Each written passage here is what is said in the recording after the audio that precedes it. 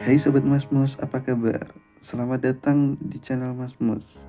Kali ini saya Masmus, seorang yang hobi rebahan dan gabut, pengen menyepoileri film yang berjudul Kingdom of Heaven, yang artinya adalah Kerajaan Surga. Film ini merupakan film tahun 2005 yang disutradari oleh Ridley Scott yang mempunyai rating 7,2 di IMDb.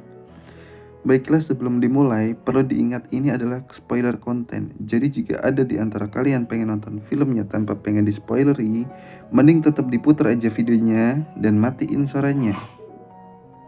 Enggak, bercanda. Mending stop videonya sekarang.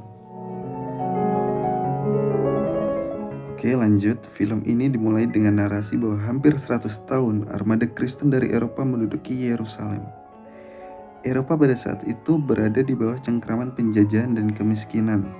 Tuan tanah ataupun rakyat jelata lari ke tanah suci Yerusalem untuk mengadu nasib atau hanya mencari keselamatan. Seorang kesatria dari Yerusalem yang bernama Godfrey of Ibelin bersama rombongannya kembali ke Eropa untuk mencari putranya. Tepatnya Prancis tahun 1184. Scene ini diawali dengan diperlihatkan sesosok mayat perempuan yang mau dikubur. Didapati, ternyata perempuan itu mati akibat bunuh diri. Dan si perempuan ini bunuh diri karena tidak tahan karena anaknya mati karena suatu penyakit. Menurut hukum gereja Eropa pada waktu itu, kepala perempuan tersebut harus dipenggal sebelum dikubur.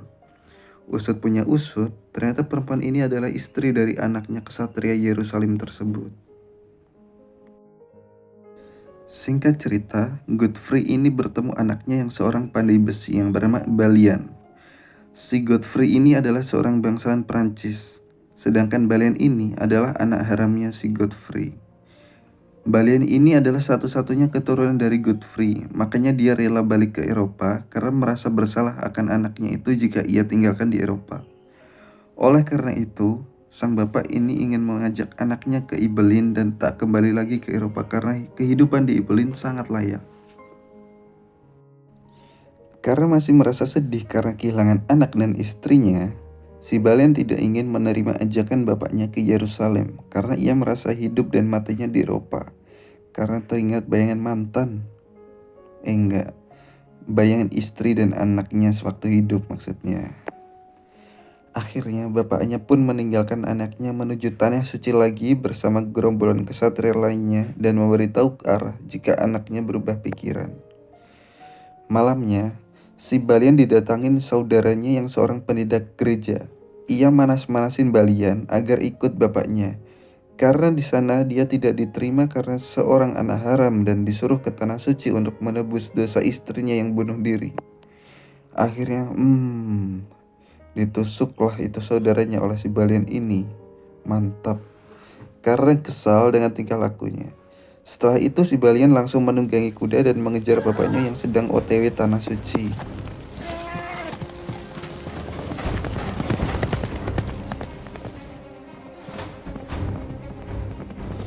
Ketemulah si Balian ini dengan bapaknya.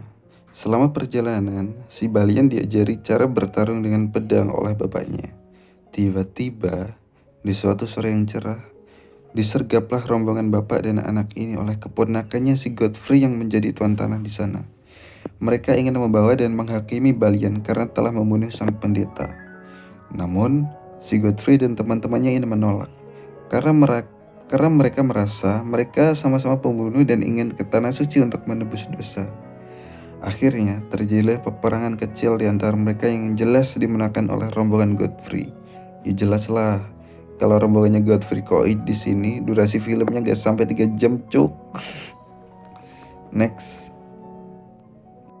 Godfrey selamat, namun dia harus mendapatkan luka yang membuatnya hidup namun tidak lama lagi. Setelah OTW lagi, mereka bertemu rombongan armada kesatria Eropa lainnya. Dan akhirnya sampai di Messina, yaitu pelebuhan yang mengantarkan ke tanah suci. Ketika di situ, Godfrey dalam keadaan sekarat.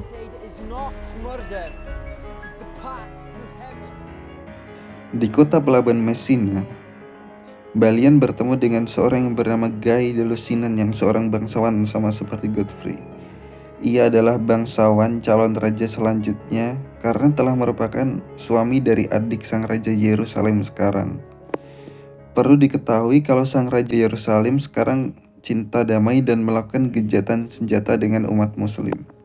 Dan Guy de Lusignan ini benci banget terhadap umat muslim dan ingin adanya peperangan terhadap umat muslim.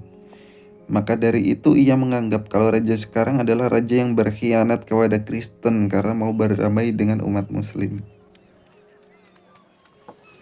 He will be king in Jerusalem one day. Malamnya, Godfrey sudah memasuki kondisi mendekati sakaratul maut. Godfrey memanggil Balian untuk diberikan cincin dan pedang untuk pengukuhan si Balian sebagai Lord of Ibelin, yaitu tuan tanahnya Ibelin yang selanjutnya. Setelah itu, ia menyeberang laut menuju tanah suci. Malam itu terjadi badai di laut dan menyebabkan kapalnya hancur dan membuatnya terdampar di tepi pantai.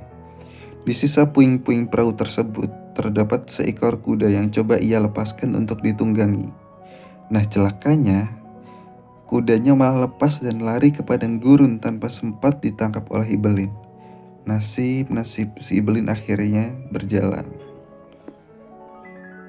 Sampai di suatu oasis, ia menemui kudanya berada di situ sedang minum dan akhirnya dia mengikat kuda tersebut. Setelah itu ia menemui dua orang Arab yang berkuasa di situ yang mengaklaim bahwa kuda itu adalah kudanya. Namun, Balian menolak karena kuda itu berasal dari laut dan dia tidak mengambil kudanya orang Arab tersebut. Namun akhirnya mereka bersitegang dan membuatnya melakukan duel one on one atau by one dengan tuan Arab tersebut, yang pastinya kemudian dibenarkan oleh Balian dan menyuruh orang Arab tersebut untuk membawanya ke Yerusalem. Setelah sampai di Yerusalem, si Balian melepaskan orang Arab tersebut dan memberikannya kuda. Next, setelah sampai di Yerusalem, ia dibuntuti oleh beberapa orang karena melihat pedangnya yang sangat khas. Ternyata mereka adalah prajurit Ibelin dan Balian memberitahukan kalau Godfrey sudah meninggal dan Balian disuruh ikut ke prajurit tersebut di kediaman bapaknya. Kemudian, secara kebetulan, tiba-tiba adiknya sang raja yaitu Sibylla, istrinya Guy de Lusignan tadi, kehausan di tengah jalan dan mampir ke kediaman Ibelin untuk meminta air. Scene berpindah ke hukuman gantung untuk orang-orang Kristen yang membunuh kaum pedagang muslim ketika terjadi gencatan senjata. Jadi, di internal pasukan Kristen Eropa ini terdapat dua kubu, yaitu kubu Paus yang ingin berperang melawan Muslim dan kubu Raja yang ingin terus berdamai dengan kaum Muslim agar para kaum beragama dapat beribadah di dalam Yerusalem dengan aman dan damai. Not Christ, I think. Nor this king.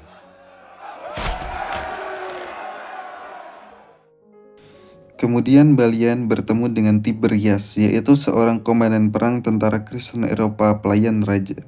Tiberias ini memarahi Balian karena telah membunuh salah satu bangsawan Arab yaitu Al-Faiz ketika berebut kuda di padang pasir, karena berpotensi merusak perdamaian antara Muslim dan Kristen.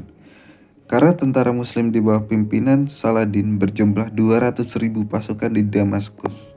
Jadi meski Muslim memutuskan untuk perang, maka udah fix Muslim akan menang dan menduduki Yerusalem.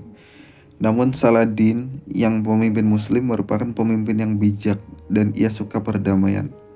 Oleh karena itu, dia tetap mengadakan gencatan senjata karena dekat dengan Raja Yerusalem yang sekarang yang suka perdamaian. Suatu siang, sang raja ingin bertemu anak Godfrey di kamarnya. Si Sibylla ini yang mengantar Balian ke kamar raja. Dan ternyata si Sibylla ini mencintai Balian anak Godfrey.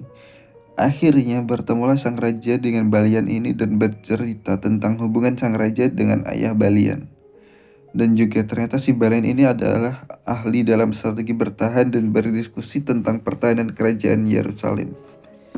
Sang raja ini menderita penyakit kusta dan hidupnya sudah tidak lama lagi, dan menyuruh Balian ini pergi ke Ibelin untuk melindungi jalannya para peziarah dari berbagai agama.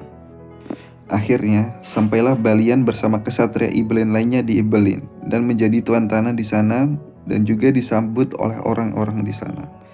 Ibelin luas tanahnya 1000 hektar dengan ratusan keluarga dan 50 pasang lembu. Ibelin ini tempat miskin dan berdebu. Tapi menurut Balian, tempat ini sudah cukup dan hanya membutuhkan air. Oleh karena itu, Mereka menggali mata air dan membuat sistem irigasi. Tiba-tiba, setelah semuanya beres, si Bila ini sampai di Berlin untuk mengunjungi Balian dan bermalam di sana untuk melakukan hal-hal enak. Seperti yang sudah saya jelaskan tadi, kalau si Bila ini jatuh cinta kepada Balian pada pandangan pertama. Sin berpindah ke gerombolan kesatria yang dipimpin oleh Reynard de Chatillon dan Guy de Lusignan ini akan menyerang para pedagang muslim. Padahal kondisinya ini masih gencatan senjata loh. Kemudian, Sin berpindah kepada para prajurit yang terpecah menjadi dua kubu yang sedang berdiskusi dengan sang raja. Kubu satu adalah yang ingin damai dengan muslim dan kubu satunya adalah yang ingin memerangi muslim. Kedua kubu saling bersitegang. Kemudian, kedua kubu diam ketika sang raja membaca sebuah surat yang isinya Saladin bersama 200.000 tentaranya sedang OTW menuju kerajaan Kerak, sehingga sang raja bersama pasukannya harus berpindah menuju kerajaan Kerak. Perlu diketahui kalau Kerak ini adalah kerajaan yang dipimpin oleh Reynard de Chatillon yang telah membantai pedagang muslim tadi. Singkat cerita, terlihatlah pasukan Saladin sedang berjalan pelan mendekati kerajaan Kerak. Oh iya, Ibelin ini dekat dengan kerajaan Kerak. Orang-orang pada lari menyelamatkan diri masuk kerajaan. Sehingga dengan gagah berani, Balian bersama rombongannya ini menunggu sang raja serta melindungi rakyat Ibelin agar bisa selamat sampai dalam kerajaan. Jadi si Ibelin ini keren. Akhirnya terjadilah pertempuran antara muslim dengan rombongan Balian yang jumlahnya sedikit dan dimenangkan oleh muslim. Balian dan beberapa gerombolannya tidak dibunuh oleh kaum muslim, dan ternyata yang memimpin pasukan muslim garda depan tadi adalah tuan Arab yang disuruh Balian mengantarkannya ke Yerusalem dan diberikan kuda. Jadi orang tersebut seperti membalas budi kepada Balian. Akhirnya sampailah pasukan raja di depan Kerak menjemput Balian. Kedua pasukan saling berhadapan-hadapan dan tibalah ketika sang raja Yerusalem bernegosiasi dengan Saladin. Akhirnya, kedua raja bersepakat kalau tetap akan berdamai dan menarik mundur pasukan.